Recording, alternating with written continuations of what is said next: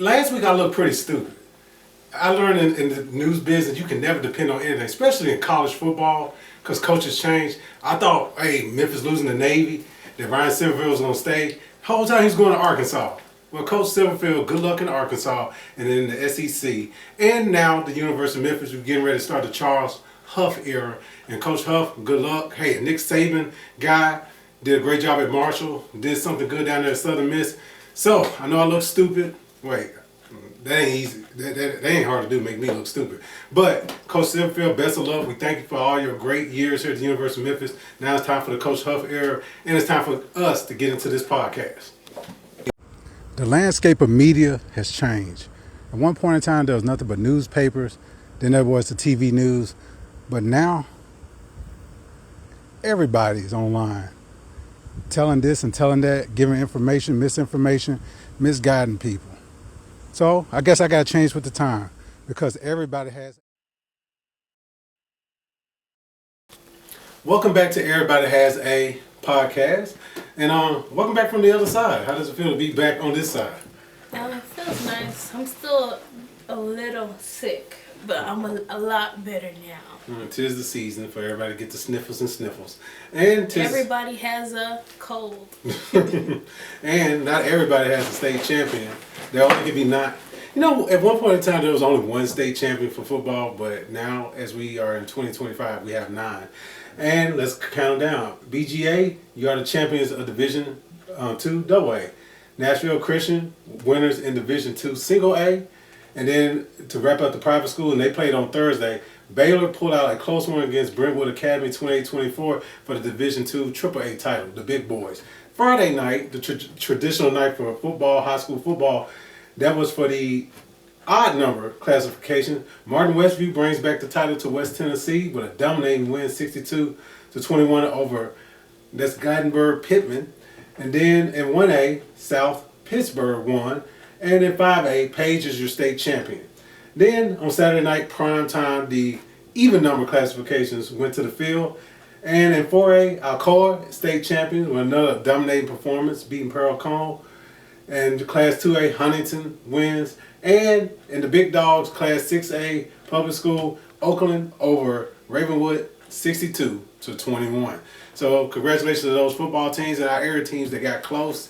Great season. All-Star Liberty Bowl game is next weekend at MUS. I think traditional 2:30 kickoff for some of the best players in Shelby County, Shelby metro area. So make sure you go and check them out. But now we turn our attention to ladies first and basketball season. We got a chance to go see Mumford against Power Center Academy once we eventually found their location where they play at Airways Middle School. And we missed half the game. I've never been to that school, nor have I ever really heard of that school. And it wasn't smart of us to think that they would be playing at a shopping center. Well, if you're familiar with Power Center Academy, they're taking one of the old shopping centers in Memphis, kind of like an old one of those East Gate, North Gate shopping centers, and build an elementary school, a middle school, and a high school. I don't even know if it's a middle school and an elementary school and a high school, because we saw like 9th grade and then so elementary, middle. So I don't know how they have it broken up, but like they taken over that whole shopping center. Yeah. And they did not think about building a gym, so they don't play where they go to school. So they had to get a bus and travel quite a while. They're about 15 minutes away from their campus, as our GPS told us, as we made it to Airways Middle School. In time for the second half, to see Coach Poindexter's Lady Cougars out there in Mumford as they're building their chemistry with a couple new players, Nakira Miller and Jayla Jones, mixing up with Kayla Jones and Addie Turner and some of the veterans who already played there, Shelby Jackson and all those girls. They dominated, so I think the process is going. Honestly, there was no game. That was not a game.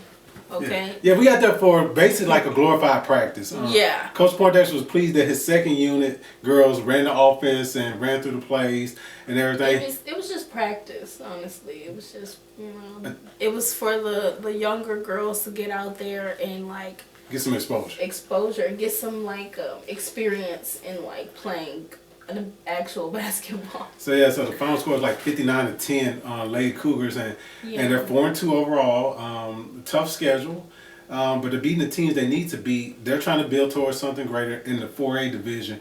They got worried with Bartlett, Arlington, all those teams, so it's going to be a tougher road. But one thing we know from watching Coach Poindexter over the years, he can figure things out. He's a miracle worker. He really is. Yeah, that team to make it to sub-state last year with the roster that was underestimated was an amazing job. He got some firepower this year, and he does figure out ways. He needs to see you once so he can learn your fighting style, and then he knows how to counterpunch. But I want to give a shout out to number 12 for Mumford because like she actually looked good out there. I have no clue who she is. I don't know her name, what grade, but she actually looked pretty nice. You know, yeah, she was one of the youngins, but she could actually shoot. I was like, okay, we have a future mighty Cougar. One thing we know about Coach Poindexter is if you can play, he's gonna get you out there. So she better be ready. You keep playing good, you're gonna be in some big moments out there for the Lady Cougars. So that's what we saw this week from the ladies, and I got a couple highlights from the girls' game. So I got like 2 or 3. Yeah, so check them out. Chat line on the beach. Chat line on the beach. Chat line on the beach. Chat line on the beach.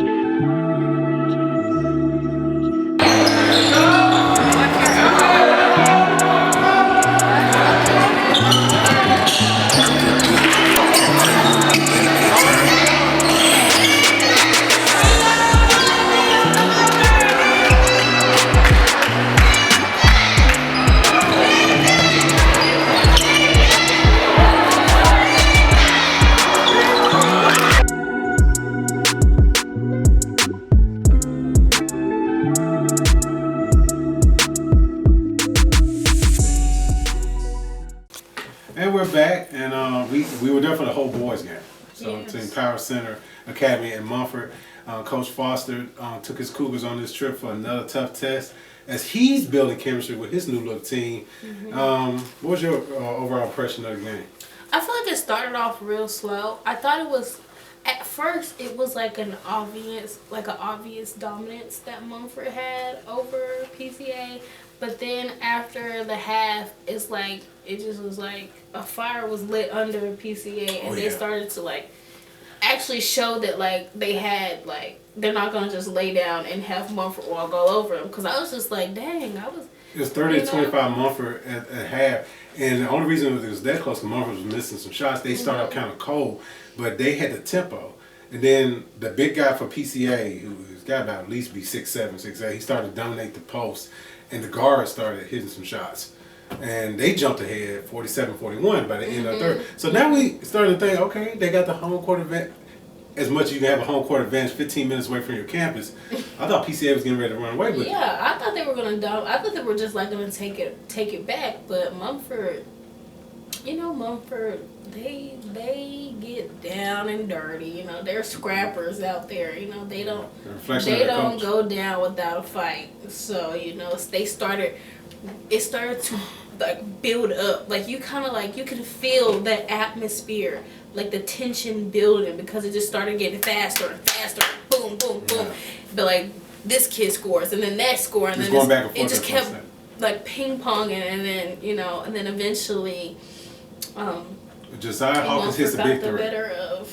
Josiah hitting that big 3-pointer. It gave Mumford the lead for good. Put him up by a point. And then Junior Johnson, the transfer in from Brighton, he did his thing. I saw that maturity from his game. Him taking the ball to the basket with more confidence, playing off the ball a lot better. And it seemed like he hit a growth spurt. He don't like a little kid anymore. He looks like a college caliber basketball player. Isaiah Standard out there as well. He's hit that physical maturity. Josiah has taken another turn in his physical growth. So I think all three juniors. So, if they can figure this thing out, this year they can do some damage. Then next year, Bartlett, all those teams better watch out. So Mumford's definitely trending in the right direction. And also, I had the pleasure when we talking about the young men.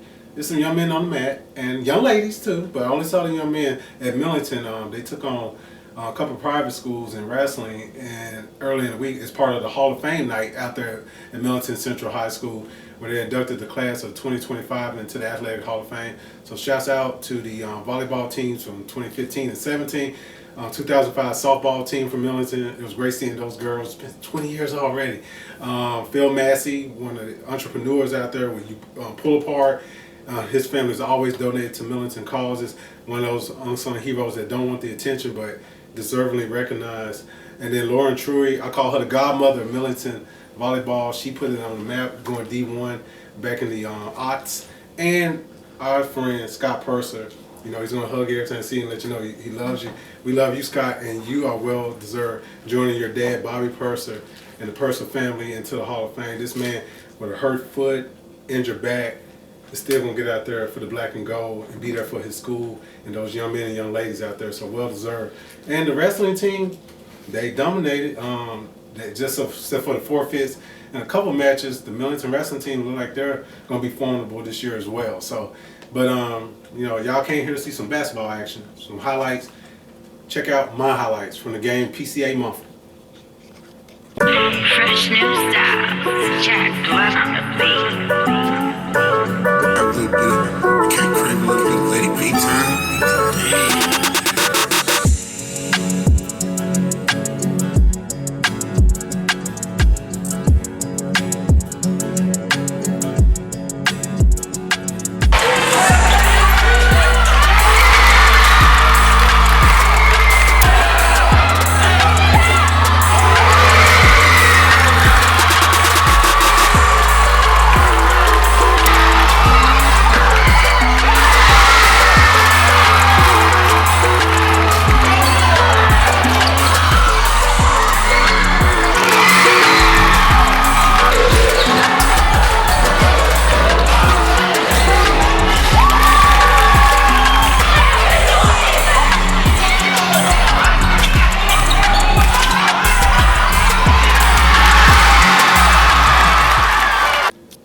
Back in Sights and Sounds, we got lost, so we decided to do something a little different.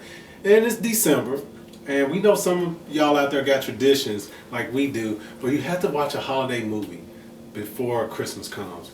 So, Liyah, I'm gonna put you on the spot. What are your 3 favorite Christmas movies of all time? I would have to say my number 1 is The Grinch. Although, as a kid... Whoa. Live action Grinch or cartoon? Live action. Okay. Duh. Okay, just clarify. Why would you even ask that? The Dr. Seuss cartoon is a classic. Disrespectful. Okay, I'm sorry. Jim Carrey. We love Jim Alrighty Carrey, then. okay? But no, the live action, yeah. I was honestly scared of the Grinch as a kid, and I would low key kind of scare myself by sitting right in front of the TV while watching the Grinch, because like ABC would have it on. Yeah. They'll like turn it on back in the day when I was a kid. Oh my gosh, I feel old. And I would just sit in front of the TV and watch it. And like when he'll do the, I would always get scared a little, but it was always funny. You're not scared anymore. No, not really. Okay. But Not I really. love the Grinch. I love the Grinch. Okay. He's Is that your number 1? Number That's 3? my number 1. Oh, okay. So you're going in proper order. Okay, what's your number 2? Number 2 is, okay, so this is probably like one of the most talked about Christmas movies ever in a certain community. Elf. Elf is my number 2, and I recently watched it like in like 21, 22. And I just fell in love with it. I was like, oh my gosh, this is such a good movie. And I rented it on YouTube, and I watched it like 100 times. Because one, I wanted to get my money's worth, but also it was a really good movie. I watched it. I was glad he brought it to the forefront of sugary spaghetti. People need to know how delicious sugar. He put maple syrup, not spaghetti. sugar. What you think? How you make syrup? It's cured It's sugar. made out of like sap. That's how you make syrup. Like Sweet. No, it's Sweet different. It's disgusting. Sugar spaghetti is disgusting. The Italians would be offended by sugar spaghetti. Okay. Came from That's besides the point. But Elf is really good. I really like Elf. Okay. Now my number 3, I can't really pick, because I really like Home Alone, the first one. Oh yeah. That one's iconic. It's just iconic. But I really like A Christmas Carol, like the Disney one. because I like the story of it, and then like it's just so nice and sweet and a little scary. So and Ghost is coming back to visit. yeah, and like Scrooge, I can feel him by humbug. Well, okay, I can piggyback off Home Alone. When I was 10 when that movie came out, so it was every boy's dream to be home alone and take on some bad guys and save the day. And running the house, I wanted microwavable macaroni and cheese because of the main character in the movie. And 2 was pretty good, but it was a rehash of what they just said. Hey, let's take it from a house to a whole city. So very creative there. And mine are not in any particular order. Then I got put National Lampoon's Christmas Vacation. All my OGs out there know how awesome that movie was. OGs, Yeah. old people. And from 1989. Never heard of that movie. 1989 Chevy Chase. Just anybody see me doing this already know the scene where he had to plug in the lights in the house and the lights come on and blinded his neighbors and everything. Just funny from start to finish. Cousin Eddie, all that, just hilarious. And my final one that I'd like to mention is Santa Claus the movie from 1985. This is one of those movies where it made me believe in the holiday. It's like, to me, I thought it was a biopic on Santa Claus because it showed his origin of a guy named Nicholas who and his wife. He would go out around the winter time and give kids toys. And he made them and he didn't charge for them. And one day coming back home, they got stuck in the snow on a sled and they went to sleep and he tried to keep his wife warm and they're about to die out there. And they just fall asleep in the snow is falling on them. And then these little people come with their magic and save him. And they warm him up and they told him, you've been chosen. And I like to think it was God, the chosen. It's giving Toy Story. Yeah, that you would be the one to give gifts to children across the world. Like, how can I do that? Leader. And they said, you do. And then they showed how he came up with the red outfit, the hat, everything. Of course, Mrs. Claus had some say in it. And they hook him up with his fresh gear. And that's how we got St. Nick, who we got today. So you see that, it's got Dudley Moore in it. Then it shows you, we fast forward to today, corporate. This is 1985. They called it. It's how corporate Christmas has become and all that. So I just love what that stands for. Kind of like your Christmas Carol is kind of like my Christmas Carol. Well, our generation of Santa Claus isn't bad either. Oh, with Tim Allen? Yeah, it's pretty. Oh, yeah. I like that version of Santa Claus. Yeah, once again, a story, a moral thing. Yeah. Yeah, but you But know, for some odd reason, he went from skinny and then like he had to be fat. that's part of the job. He turned into it like he kind of like Yeah, he just kept getting big. That's part of the job requirement. And he would randomly turn fat Yeah. around the time for Christmas. yeah, just in time to get And ready then for Jack Frost. Okay. And I haven't seen Jack Frost. He's in the movie. Santa Oh, Claus movie. okay. He's the Well, op. okay, I thought you were talking like Frosty the Snowman. Frosty the Snowman is so good. Yeah, cartoons and all that. So cartoons count, but do things like Frozen count? Does Die Hard count? It was at a Christmas party. He had to save the tower. Society has made Die Hard a Christmas movie. Lethal Weapon. Like society has made that a Christmas movie. Lethal Weapon. I just, When Reeves was fighting the guy at the end, Gary Busey's character, they kicked over Christmas ornaments. That's a Christmas movie, technically. Do you got any of those? Any kind of movie that? Well, I recently, like I said, like I told you off camera, I recently saw China and McClain, one of my Disney icons, talk about how Corpse Bride is a Christmas movie because there's snow. Okay, now we're pushing it.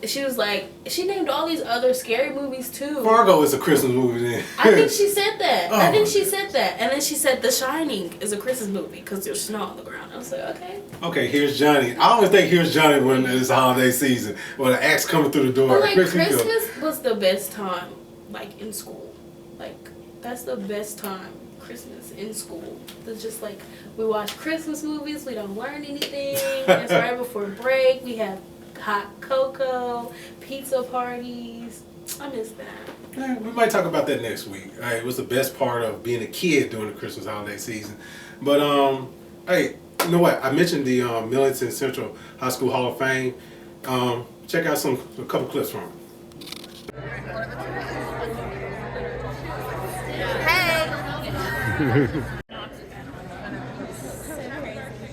Thank you. Smiling at all times. Yes, you are. It's produced by Chad Blunt, you know what I'm saying? It's going down. Your boy Project Pata.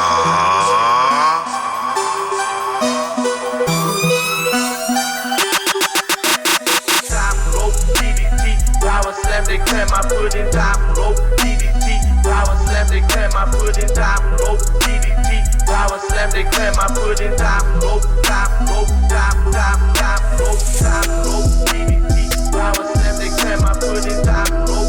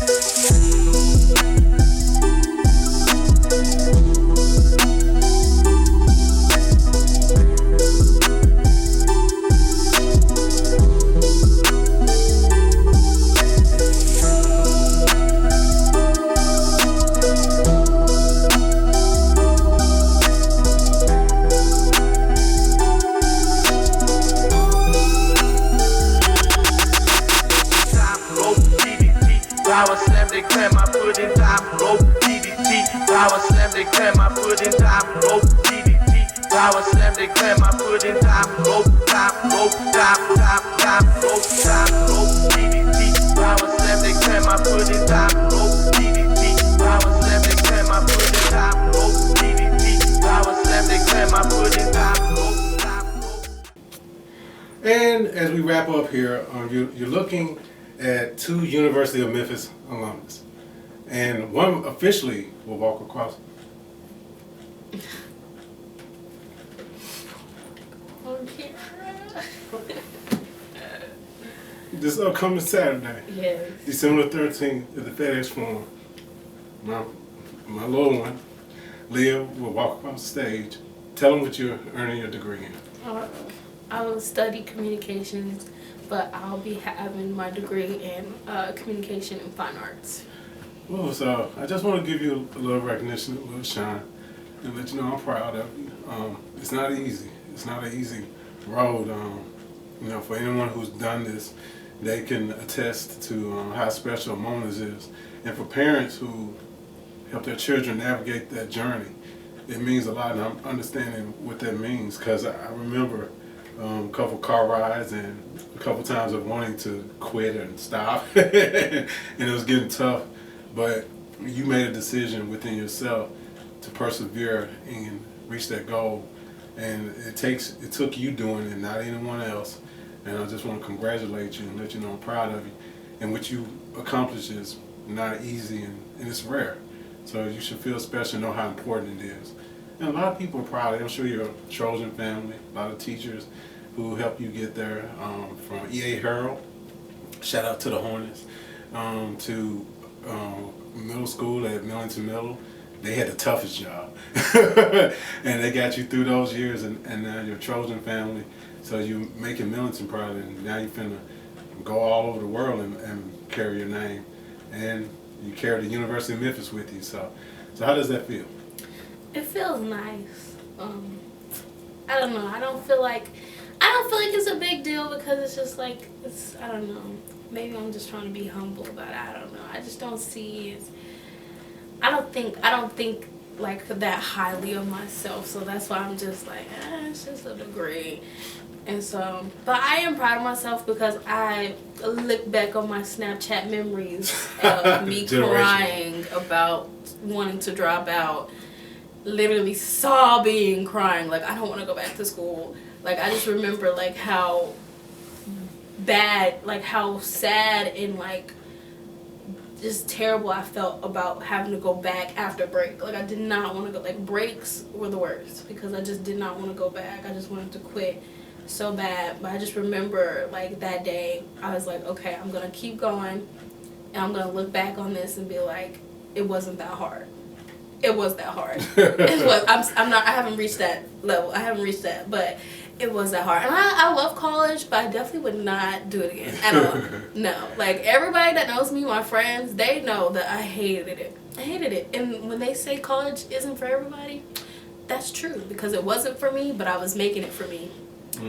Well, God definitely put you on that path for a reason, and Yeah. we like to send a shout out to the Ridge Grove Church of Christ as well, our church family, and your little babies who you teach in Sunday school. I'm sure they're proud of you, and don't tell them that part about how tough it was that you wanted to quit. Don't tell them that. Oh, they need to know. Everybody needs to know. Well, they watch Like, this podcast, they'll see.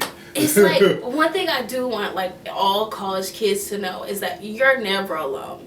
Because so many people make it seem like they like everybody makes it seem like they're struggling, but they're still passing. You know what I'm saying? Yeah. So many people might be like, oh, you know, I'm pulling an all-nighter and I'm just like, I'm, you know, struggling to get this paper turned in, but they're still passing. Like nobody's showing like the failures. There's no one's talking about, oh, I have to retake this class. I've had to retake class. And that's also probably why I'm not that like proud of my accomplishment because like I failed so many times. So it's like if you're in college and you fail, it's normal. It's normal. You're not alone. Everybody fails sometimes. Well, to close out, I would say this to piggyback off my daughter. If you get knocked down, get back up. She kept getting back up. So that's a lesson to take from it. And you can take some pride in persevering and finishing the fight like she did because you never know who's watching. And speaking of not knowing who's watching, Liyah lens could be looking at you. So we're going to close out this episode with Liyah's lens from the basketball game. How about your feet?